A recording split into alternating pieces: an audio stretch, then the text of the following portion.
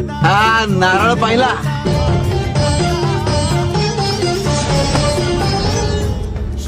याचं पाणी तुमची तहान भागवतं आणि खोबरं तुमची भूक. करवंडीतून तेल निघतं, अगदी शेंडी सुद्धा कामी येते.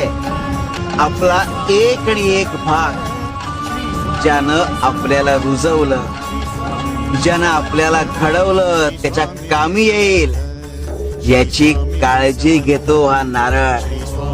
आपण असं का वागत नाही? कोणताही माणूस हा त्याच्या जन्माने नाही तर कर्माने महान होतो. फळाची अपेक्षा न ठेवता काम करणे म्हणजे कर्म आणि ईश्वर चरणी समर्पित होतो तोच खरा धर्म.